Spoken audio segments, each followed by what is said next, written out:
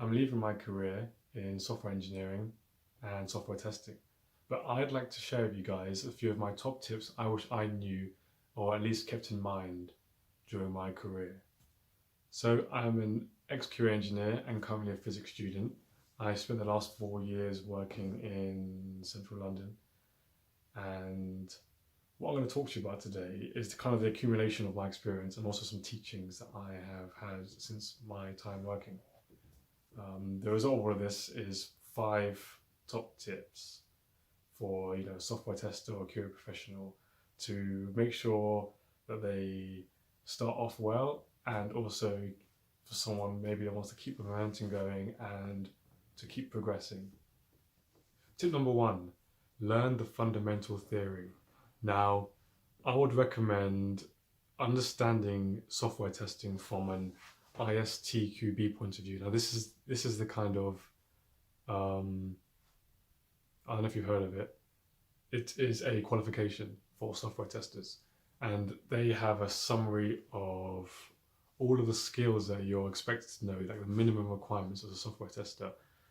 These is definitely a starting point for the theory, at least. I wouldn't recommend doing the qualification itself. I don't think the qualification is necessary, like to complete the test, but definitely read up on it and understand it all from a theoretical point of view, at least. Also, in terms of learning the fundamental theory, it can involve reading some books. I think I would recommend at least reading 1 or 2 books, and to keep it as a reference throughout your time, just to refer to. I'll put some links in the description of this video for the books I would recommend. What else? Understand the general software engineering delivery process. The different types of development structures, like the Agile methodologies and the Scrum methodologies, and understanding everyone's role in the team, so you can kind of more clearly define where you work.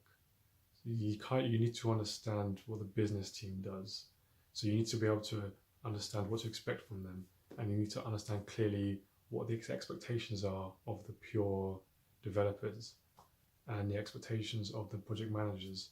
These are all things that can help you write test scenarios that everyone can understand. Yeah. And lastly, in terms of the fundamental theory that you should know, is understanding everything you're testing from a business point of view first. So understand how the users are going to be affected by these changes. Understand everything from a business point of view first, and then if you have time, or if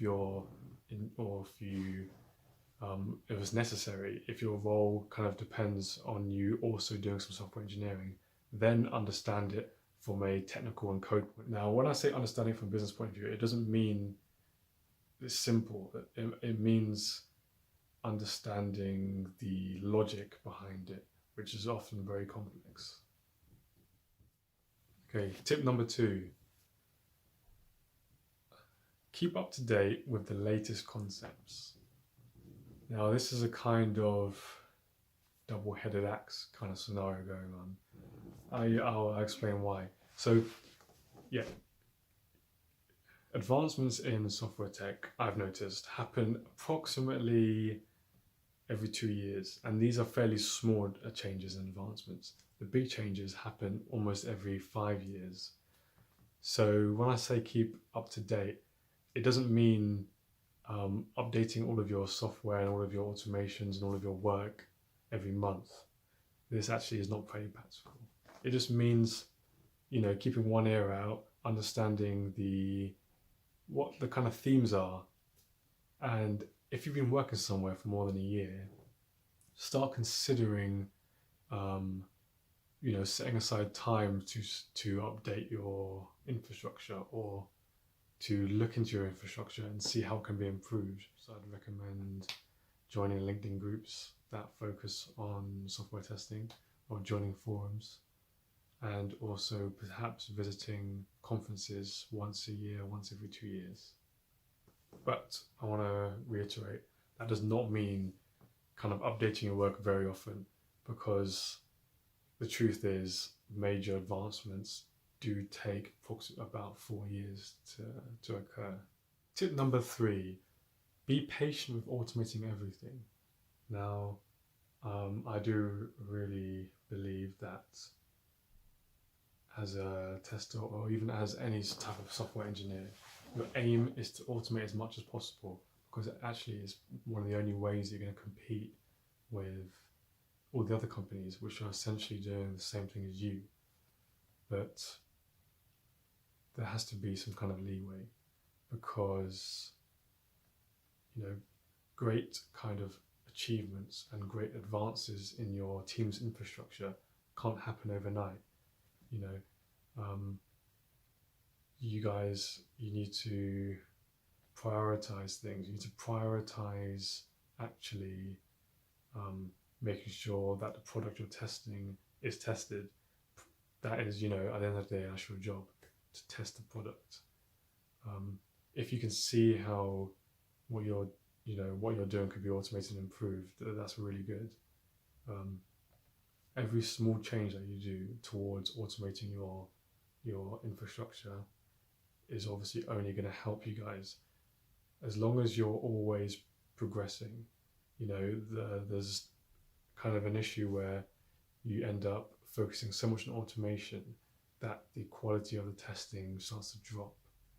Now, if you're noticing that you guys, that as a whole team, you aren't delivering as quickly as you'd like, then yeah, you're going to have to look at automation as a priority.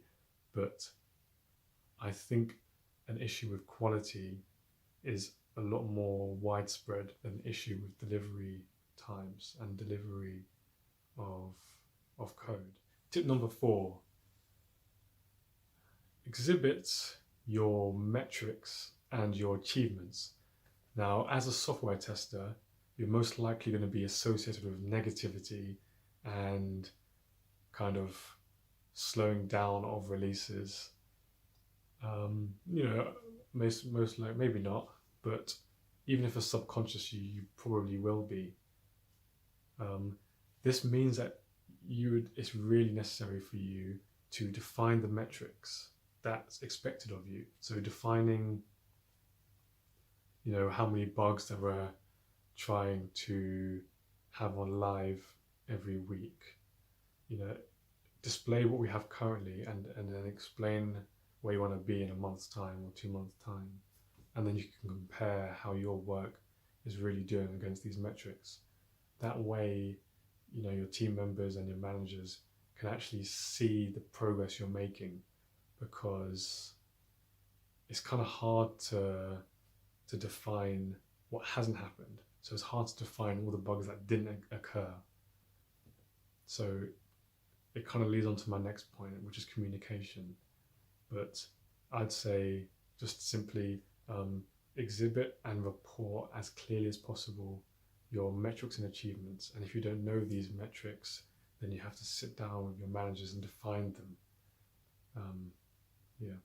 Okay, point number 5 is communication. Communication really is key as a software tester and QA professional. Now, as that kind of the bearer of bad news, communication is actually your friend. It's beneficial for you to communicate as much as possible when things are going wrong or any uncertainty that may be occurring.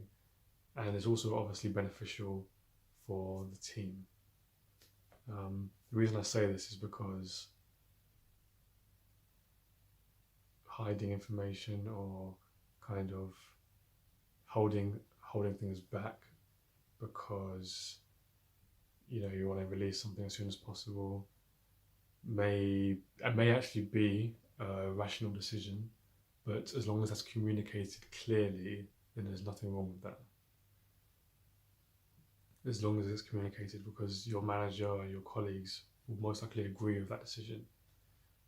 Sometimes some features have to be released more sooner because the impact on the user is actually quite lower than you may expect, and so it may be beneficial to guarantee that trust with the user that things aren't going to be delayed. Yeah, if things are uncertain in requirements, just flag them up. There's no point finding bugs for an API which isn't even isn't even solving the business needs from a fundamental point. You might be fixing bugs, you might be finding bugs for something that doesn't actually do the job you want to do. In that case, you could have wasted months or dozens of weeks of work for nothing, all to create some kind of illusion that everything's going well. This does sound like a lot of responsibility for a tester and QA engineer, but I've noticed that because of the amount of kind of fingers you have in the different departments and the amount of understanding that you get of the general picture, you are quite well suited to finding these issues. So you are quite well suited, and also the project manager is quite well suited. So you're going to have to work closely with them. Lastly, I just want to say, as a software engineer, or almost probably in any industry, especially as any engineer, you're almost always strapped for time. So I talk in terms of kind of official scenario and a time constricted scenario, and this is how you should be thinking. You should be talking to your managers or your colleagues and explaining what their expectations are in terms of if you have a limited amount of time versus if you have an infinite amount of time. And I think the way that people talk in software engineering seems to be an ideal scenario, as if we have an infinite amount of time, and realistically that's obviously not the case. So if you can communicate that, and if you can think in these terms, I really believe that all of your work will be a lot more practical and you'll see results a lot more. So if you like this video, please like and subscribe to my channel for more content similar to this and similar to things I've already posted.